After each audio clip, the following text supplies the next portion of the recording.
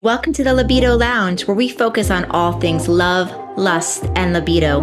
We believe that fabulous sex is important to health as exercise and good food.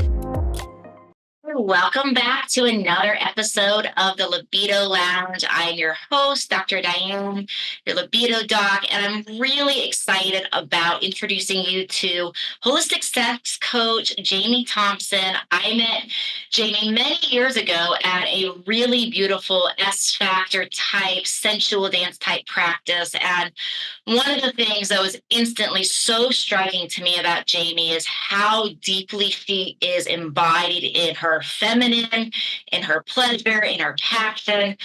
And it's really, really a pleasure for me to introduce you all to her today. She has so many practices where she helps women in so many ways around working with pleasure, finding orgasm bliss, and so much more. We're going to talk about so many juicy details for you guys today. So, welcome, Jamie. I'm so excited to spend some time with you today.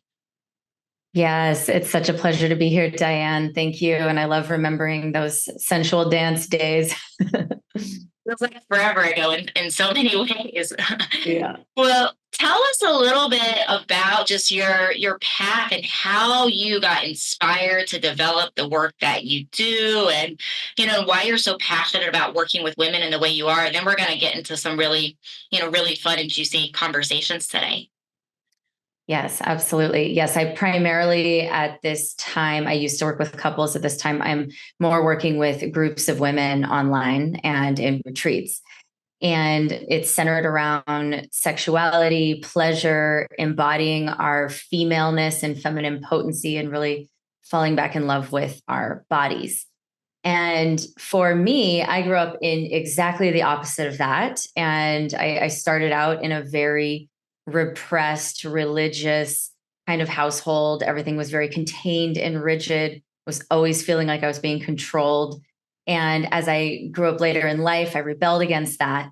And I went through this whole sexual liberation phase. And in that time, I wasn't really creating experiences that were the most deeply fulfilling and heart-centered for myself.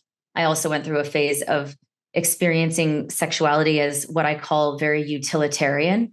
And I think that's a phase where a lot of us end up in, where it's like a utility, where I would find myself with my vibrator at lunchtime in like a 10-second climax. And it was like a 3-minute total experience. And I wasn't even actually touching myself or really connecting with my body. And I always had this feeling of like there was something more in sexuality. There was something more in this erotic energy, in this life force. I felt it and I wanted it. And it was not being found inside of my vibrator, that's for sure, or inside of the relationships that I had at that time.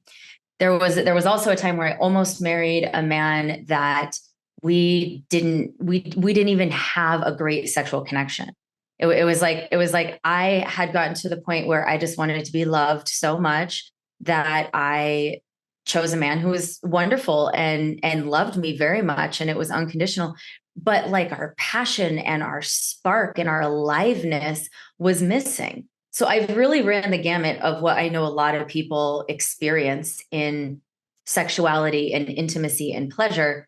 And I was in this place where I started studying sacred sexuality, and I started studying more mystical, erotic, feminine arts and temple arts and tantra and these different lineages that celebrate sexual energy as life force and as our creative, healing, transformational capacity. Of course, pleasure, but also this ecstatic experience of being connected with all of life, with ourselves, with our partner.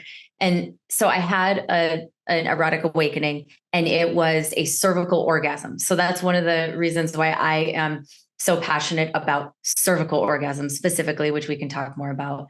But I had an awakening while making love one day, and I was like, whatever just happened is not what I was doing before. Like, this is something very different. And it was so fulfilling. And it felt like the cells in my body lit up and turned on. And I felt a new radiance. And I, walking down the street with my head held high, and I was just like, wow, whatever just happened was incredible. And I started researching and discovering that cervical orgasm is real, even though not all doctors are saying that still. It's still understudied in many ways.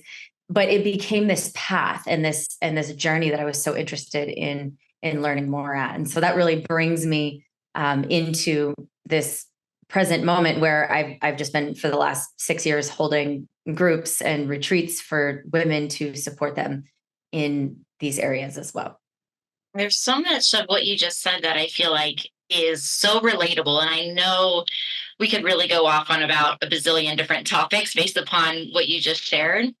But I think let's start because I know a lot of the listeners and myself included have, a background that they can really relate to around the certain upbringing that really puts this culture and this mindset on like what sex should be and what it should not be. And one of the things I know in your work that's related to this is that topic of good girl mentality, right? So, can you talk a little bit about that and how that plays into our sexuality, our desire, our pleasure, and the programming around that? Yes, absolutely. So purity culture is comes from a religious doctrine and dogma that says that you are only a pure and holy woman if you are not in sexually active outside of marriage, right? It even goes so far as to say that Mary was a virgin when she had Jesus, right? So purity culture is this like incredibly dense program that has been woven in through our culture, whether you're religious or not, because the founding of our culture was actually religious. So this perspective that a woman, particularly a woman, is demonized or thought of as less than or cheap if she's embodied in her sexuality, even ends up being for women who are really integrated and connected with their sensuality and their sexuality, but they're not out of integrity with it, and they still hold their dignity. There's this idea in good girl programming that in order to be valued and loved and chosen and trusted as a woman in the career place or for a partner choosing you, that you need to be pure, like you need to be without sin, and sex is connected to sin. So whether we are aware of this or not, like the ways that purity culture and good girl program play out is like women don't actually speak up and use their voice. Women don't ask for what they want in the workplace or in the bedroom. Women aren't even connected to like what we most deeply desire. So concerned with everyone else's needs. And so there's and that's not even to go into pleasure, right? Where there's really the pleasure becomes about someone else and not really about ourselves, and really resting in like what is the most pleasurable, juicy, erotic experience that we could have, and how can I create that? Like how many women are actually feeling that when they connect with their partner or with themselves, or how much of it is like utilitarian or just like a to-do list item or stress relief or to make someone else happy and to please someone.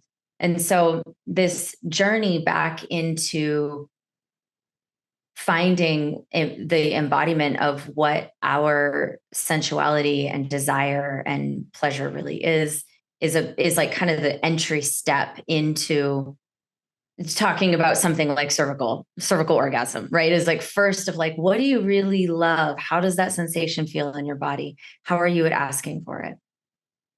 Yeah, I really like that term purity culture. I think there's other terms out there like Madonna horror complex around like women basically being almost reduced down to one of two things. You either have to be completely pure or completely turned off from your sexuality. And if you are interested in not quote unquote being pure, then you are essentially get the whore label, that sort of thing. And I think it's so important to really reclaim this, especially with what we're seeing through the levels of like the religious programming or other programming, as well as what we've even seen in medicine with the hysteria movement. That if you guys haven't listened to some of my previous podcast episodes, we've talked about that in other episodes. So definitely go check some of those out.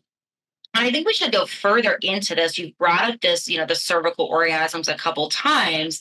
So let's talk about that. Let's talk about cervical orgasms. I know some women that are listening have heard of cervical orgasm. I know we have other women that have not. So maybe let's go into that and talk also about this concept that you brought up around, okay, not even knowing what we want, and the concept of who is responsible innately for determining our own pleasure, and making sure that we are having the types of pleasure and orgasms and interrelational passion that we really want. Can you talk about all of that? Yes, absolutely. I'll start with that part of just really looking at where our turn on comes from. And because as a woman, it's so easy to walk around and think that it's our husband or partner or whatever man, Prince Charming, that we're going to meet. It's going to be his job to turn me on. It's so easy to have that perspective because our turn on has been outsourced. Like we've been programmed to believe that it comes from somewhere outside of us. And we have forgotten that it actually is a well that lives within. And I believe that really reconnecting with our cervix is a journey into finding the deepest place of that connection, because the cervix is at the very top of the vaginal canal. It's the deepest part inside of the female body. It's the place that opens, that welcomes life from the other world into this world. I mean, it's truly a magical, tiny little cone shaped, just a couple centimeters big, but it's this incredible organ that can orgasm. It actually it has three nerves that connect into the uterus. So it has the greatest um, capacity for female orgasm, far greater than the clitoris. But to really connect with your cervix and experience this cervical awakening and cervical orgasm, you have to also be connected with your heart. You have to be able to feel inside of your body, and you actually have to map it back into your brain. Because many people, if in this moment we just pause and do a little experiment and I say, feel your clitoris, we can like tune in and be like, oh yeah, I know where my clitoris is. I can feel that. But for many women, if I say, feel your cervix, they might not be able to feel that yet. Everyone can, but it hasn't been mapped in, much like you wouldn't be able to feel your liver if you tried to feel your liver, unless you have intentionally created the neural pathways to reignite and activate that. And for many women, instead of orgasmic waves, when something touches their cervix, they feel nauseous, they feel pain, they feel like sandpaper, they clench, because that has been that's been the habit that many women have created through not knowing how to really slow down and open and relax and even de-armor the tissues. So if you imagine, you haven't gotten a massage in 10 years on your shoulders, like what are the knots going to be like what's the tension going to be like there's actual tension to relieve in that space. And so when you practice something like cervical de-armoring or cervical awakening, you're releasing the tension that is in the way of orgasm. I believe that the only thing in the way of orgasm is a closed mind, a closed armored body, and actual physical tension that is on the cervix and in the vaginal canal that has us clench and not open. And so one thing that everyone can practice right away that's actionable is to practice next time you are working with a wand or with your partner.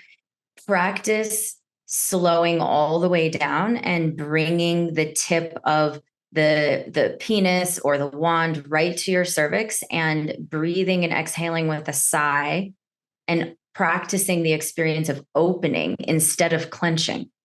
And the more you can practice this, the more you can start to generate awareness of your cervix and your capacity to open instead of close, and breathe instead of clench. Thank you.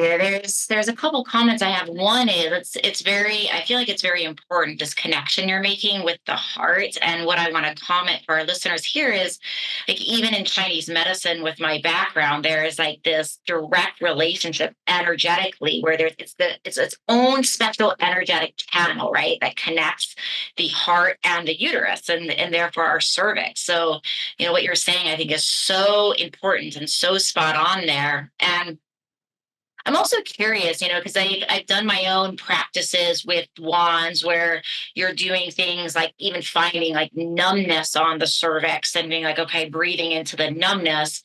And recently I got an IUD out. And one of the things that I really experienced with removing my IUD was my capacity for cervical orgasm seemed to almost instantaneously go through the roof. So I'm curious from that standpoint, like what you've seen around, like, IUDs, or perhaps anything else that could be some sort of blockage energetically there. And, what you've seen in your work with that impacting women, both from a standpoint of pleasure as well as perhaps from like holding and trauma. And in those instances, are there any other actionable steps that you would guide women?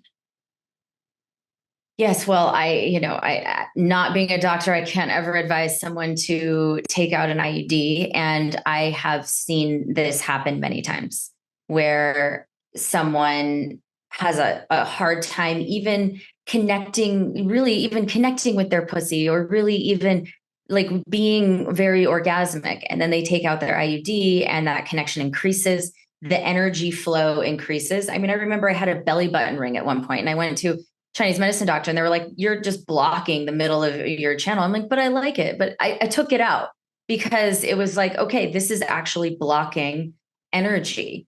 And having a copper, I mean, I know there's different kinds, but having some kind of a object in your cervix definitely blocks the flow of energy into your cervix. And so I've seen that over and over again, because a lot of cervical orgasm also is energetic. You're really toning your vagus nerve, and allowing the tension and the tone of the vagus nerve to start to expand. And as that happens, you start to feel more sensation throughout your body. So cervical orgasm is an access to full body orgasm also, where it's not just a localized clitoral experience. But if you have a block in there, and this block, I mean, this block can be an actual object, like an IUD, or it can be mental, or it can be a physical tension. But any kind of block is going to get in the way of the full expression of the orgasmic energy to be able to travel through your whole body. And I also just want to comment on the heart, because another thing that starts to happen that I see so often in women, a question I get a lot is it okay to cry during sex? Women have this experience of like, they're supposed to just be like sexy and porny and like doing all the things in their erotic experience. And a woman in her deepest, most powerful orgasm sounds more like she's giving birth than a porn. Like, it is like guttural and deep, and there's shaking, and sometimes there's tears, and there's growling and moaning, and it's an experience of raw feminine power coming through. And when you are connected to your heart, often if you're not connected to your heart and it's closed down and you're afraid to cry, right? Like, that's just releasing, like that's healing. Like, feeling is healing. We welcome feeling all day long around here. And I would say that 8 out of 10 cervical orgasms I cry during. Like, there's such a connection to the heart. There's such an opening, and it it's both a spiritual opening and a heart-based opening. And so to really remember that, like, this doesn't just happen. You can't just make your cervix orgasm the way you can make your clitoris orgasm. And it's one of the ways that I think that the cervix is a truth teller, because it's not just something that you can make happen. It's really like, are you open? Is your body open? Is your heart open? Is your spirit open? Are you available? Yeah. Yeah, I really appreciate that. And I think it's going to raise a lot of interest for people because it's not something we've actually talked a ton about on this podcast yet, is the cervical orgasm. And we are about out of time, but I want to make sure that as we, piqued people's interest on this, we let them know how to get a hold of you. I know you have a giveaway for our guests. So if you want to talk a little bit about that giveaway, we'll have that, you guys, in the show notes for today. And then also, if you have any final, like, wrap up, remember this action item type of thing, we would love to leave our listeners with that as well. Amazing. Yes. So what I would love to offer your listeners is a 3-part series that is an entry into awakening your most juicy, alive, potent experience of your pussy and your orgasm and this magical capacity that we're talking about here today. And it's a series called Gush, and it's about gushing. I talk about gushing. I talk about a lot of different kinds of orgasm, and really how to de-armor what is in the way and open to cervical orgasm. So this is really the entry into that. And then I have a deeper program called Pussy Portal, which is a 6-week guided journey into awakening your cervical orgasm through de-armoring. And we work with a wand and I guide you through the process. But Gush is a great way to just, like, if you want more of what we talked about today, I go into a lot more depth with a lot of things. And I also lead 3 really powerful rituals inside of that. So you'll be much more connected to your pussy. And one thing I also want to say with this is a lot of women are starting from a place of, like you said earlier, numbness, pain, disconnection, shame. All of that is welcome. Like, you can really start this from wherever you are. You don't need to be in your best shape, having your best day, living your best life to really connect with your pussy in a new way. And I believe that the pussy is the muse and the oracle that can ultimately open you to feeling more aliveness in your everyday life as well. It's not just centered around sexuality or sex. So I will offer that. We'll put that link in the show notes here. It's just awakenwoman.life/gush. And then what else? Did you have another question? Less actionable steps. I mean, I think you already kind of covered that a little bit here with, like, remembering that no matter where you are, you can come in at any place, whether you're feeling shame or anything, there's always a place. So I think you covered some of that, but there's anything else that you want to add as just kind of a last takeaway? Yes, absolutely. So one thing I do at the end of all of my work with women is ask everyone to make one tiny action. I feel like sometimes this kind of transmission or talk can feel so big and like there's so much.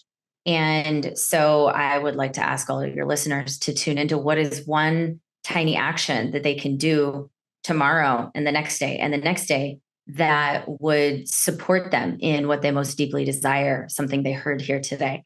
And if you want a suggestion for one tiny action, one that I love to start women off with is actually just placing their hand over their pussy, just like cupping their hand and asking, what do you need? What do you want? What do you desire? And just taking a few minutes to listen once a day and see. So you start to remap in the relationship with your pussy as like a part of your body.